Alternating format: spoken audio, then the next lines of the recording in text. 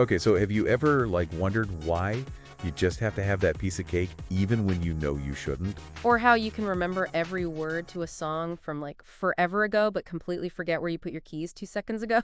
Exactly. That's what we're going to be looking at today with this AP Psychology deep dive. Like getting inside our own minds. Right. And we're using AP Psychology course overview as our guide. It's going to be a wild ride, but we'll cover a ton. Yeah, and like even if you're not studying for the AP exam, this stuff is just fascinating. Oh yeah, absolutely. Like understanding how people think and act, that's like a superpower almost. Totally. Okay, so let's get started.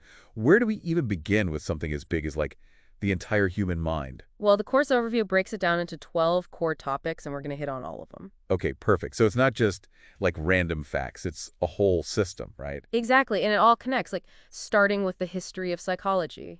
How did we even get here? Right, because people haven't always thought about the mind the way we do now, have they? No, not at all. I mean, think about it. We've had like Freud and his psychoanalysis, then behaviorism comes along. And now we've got all these different approaches, right? Like cognitive psychology and evolutionary psychology. And each one has added something to our understanding. It's all building on what came before. That's really cool. So how do we know what's actually true?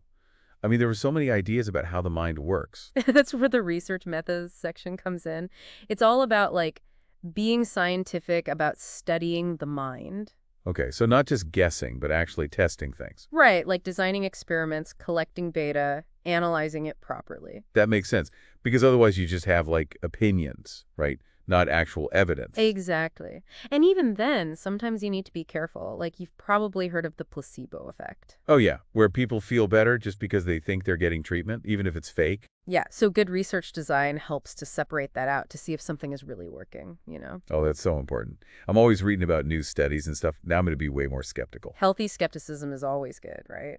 Okay, so moving on, let's talk about the brain itself. Okay, so this is the biological basis of behavior section, right? This is where things get like really sciencey. It does get pretty detailed, but it's super cool. Basically, it's all about how our thoughts and actions are rooted in our physical selves. So like our personality is all just chemicals and stuff. Well, it's more complicated than that. But yes, chemicals play a big role. I mean, think about neurotransmitters like dopamine. Dopamine, isn't that the like pleasure chemical? Yeah, and serotonin, which is involved in mood and things like that. So like if I'm feeling happy, it's because my brain is pumping out serotonin. Something like that, yeah. But it's all a complex interaction, of course. There's also the structure of the brain itself. Like different parts of the brain do different things. Exactly. You've got the cortex, the limbic system, the cerebellum. It's all connected and working together. Wow, it's amazing how much is going on in there that we're not even aware of. Right. And it's all connected to our behavior, too. Like, even something as simple as, like, your reaction time. Oh yeah, like how fast you can hit the brakes when you see a squirrel run in front of your car. Exactly. That's all thanks to the amazing communication happening between your brain and your body. That's crazy. Okay, so we've got our brains taking in all this information, but how do we actually experience it? That's where sensation and perception come in. It's like, how do we take in information from the world around us? Through our senses, right? Like sight, sound, touch, all that. Exactly. But it's more than just receiving the information. It's how our brain interprets it. So like two people could see the same thing, but perceive it differently. Totally. Think about optical illusions, like those pictures where the lines look crooked, but they're actually straight. Oh yeah, those are so trippy. So it's like our brains are filling in the gaps based on what we expect to see. Exactly. And that can be influenced by all sorts of things, like our past experiences, our culture, even our emotions. Wow, so our perception of reality isn't always accurate. Well, it's accurate to us, but it might not be the full picture. And that's something to keep in mind, right? Definitely. Okay, so we're sensing the world, perceiving it, but how do we actually learn and remember things? Now we're getting to learning. And this section is all about how we acquire new knowledge and skills. And this is way more than just like memorizing facts for a test, right? Oh, yeah, way more. One of the key takeaways here is that we learn by association. Association. What do you mean? Like connecting things in our minds. The classic example is Pavlov's dogs and classical conditioning. Oh, yeah, with the bell and the food and the salivating. I remember that from high school. Right, so the dog learns to associate the bell with the food and eventually starts salivating at the sound of the bell alone. So that's why I get hungry every time I hear the ice cream truck music. I'm like Pavlov's dog. Exactly, but classical conditioning is just one type of learning. There's also operant conditioning, which is all about rewards and punishments. Oh, yeah, like when you train a dog with treats. Good behavior equals treat. Right, and this applies to humans too, of course. We learn to repeat behaviors that lead to positive outcomes. And avoid the ones that get us punished. Makes sense.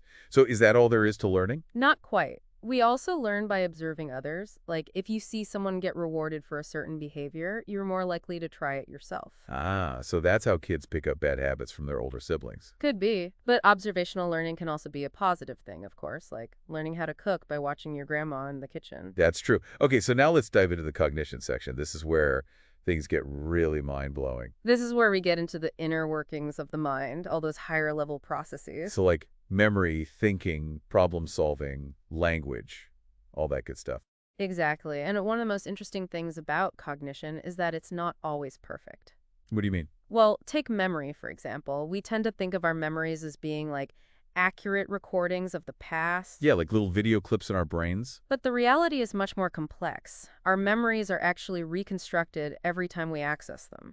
Reconstructed, you mean they can change? Exactly. Our current emotions, beliefs, even the way we're being questioned can influence how we remember things. So basically, my memory is more like a constantly evolving story than a fixed file. That's a great way to put it, and that's why eyewitness testimony can be unreliable and why we sometimes misremember things. Wow, I never thought about it like that. That's kind of unsettling, actually. It is a bit, but it's also fascinating, right? It shows how dynamic and complex our minds really are. Totally.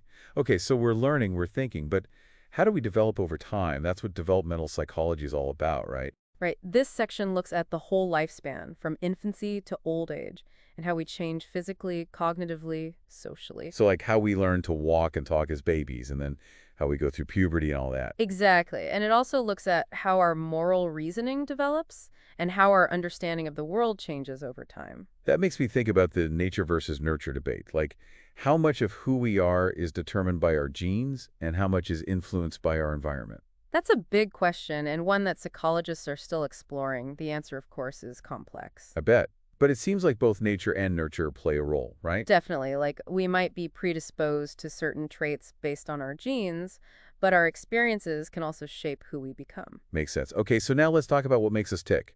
The motivation and emotion sections, here we come. Ah, yes, the drivers of human behavior, what pushes us to act, what makes us feel the way we do. Yeah. Like, why do I crave chocolate even when I'm full? What's up with that? Well, there are a lot of different theories about motivation, but one that's really influential is Maslow's hierarchy of needs. Oh, yeah, I've heard of that. It's like a pyramid, right? With basic needs at the bottom and then more complex needs at the top. Exactly. So, according to Maslow, we're motivated to fulfill these needs in a hierarchical order. Like, you need to have your basic physiological needs met: food, water, shelter, before you can focus on things like safety and security. And then after that, it's like belonging and love, right? Right. And then esteem. And then at the very top, self-actualization. Which is like achieving your full potential, being your best self, all that jazz. Exactly. So if you're constantly worried about where your next meal is coming from, you're probably not going to be too concerned with finding your purpose in life. Makes sense. So our basic needs have to be met before we can focus on those higher level needs. That's interesting. Right. And then, of course, we have emotions, which play a huge role in our motivation and behavior. Emotions are complex, and they're influenced by both our biology and our environment. So like fear is hardwired into us, but what we're afraid of is learned. That's a good way to put it. And different cultures might express emotions in different ways or value certain emotions more than others. That's cool. So how do emotions tie into our personalities? That's what the personality section is all about, right? Precisely. Personality is basically the unique and enduring patterns of thoughts, feelings, and behaviors that make us who we are. So why are some people shy and others are outgoing? Is that all determined by personality? Well, it's definitely a factor. There are so many different theories about personality, like psychodynamic theory, humanistic theory, trait theory. I remember learning about Freud in high school. He had some pretty wild ideas about the unconscious mind, right? He did, and his ideas have been really influential, but they've also been criticized and modified over the years. I bet.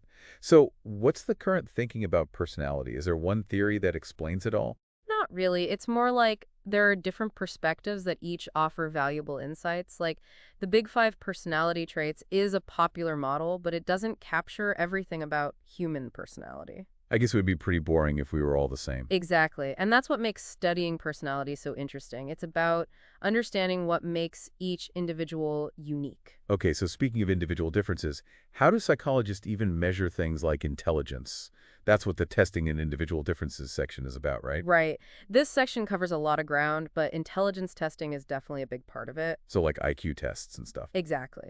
But intelligence testing has been controversial for a long time because there are concerns about cultural bias and whether IQ tests really measure all aspects of intelligence. So it's more than just a single score. Absolutely, there's emotional intelligence, creative intelligence, practical intelligence. It's much more nuanced than just a number.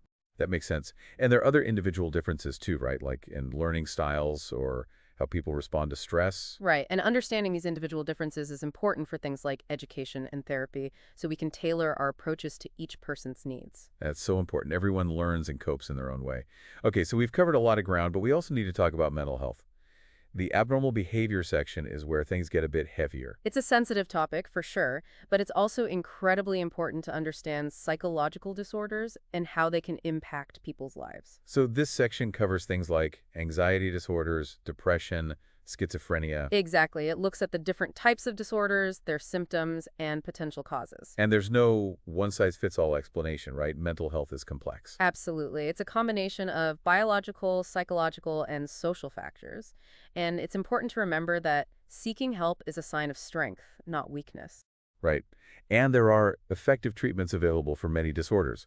Okay, so we've explored how our minds work individually, but we're not just isolated brains, right? We live in a social world, and that's what the final section, social psychology, is all about. This is where things get really interesting because it's all about how we interact with and influence each other. So like group dynamics, conformity, prejudice, all that. Exactly. And it also looks at things like attraction, aggression, altruism, basically all the ways that our social environment shapes our thoughts, feelings, and behaviors. So, like, even if we think we're making our own decisions, we're actually being influenced by all these subtle social cues. Absolutely. And often we're not even aware of it. Like there's a famous study on conformity where people were showing lines of different lengths. Oh yeah, I remember that one. The participants went along with the group even when they knew the group was wrong. Exactly. It just goes to show how powerful social influence can be. Wow, that's kind of scary, actually. So what can we do about it? How can we be more aware of these social influences and make sure we're not just blindly following the crowd? That's a great question. I think a big part of it is simply being aware of these influences. Once you know about them, you can start to notice them in your own life and in the world around you. So like paying attention to how advertising tries to manipulate us or how politicians use groupthink to their advantage. Exactly. And then you can make more conscious choices about how you want to respond. That's really empowering. Wow, this deep dive has been amazing. We've covered so much ground, from the history of psychology to the complexities of social influence. It's been a whirlwind tour of the human mind, and we've only just scratched the surface. I know, right? There's so much more to explore, but this has given me a really solid foundation for understanding how people think and act. That's what we were hoping for, and hopefully it sparked some curiosity in you too. Maybe you'll even want to take a deeper dive into some of these topics on your own. Definitely.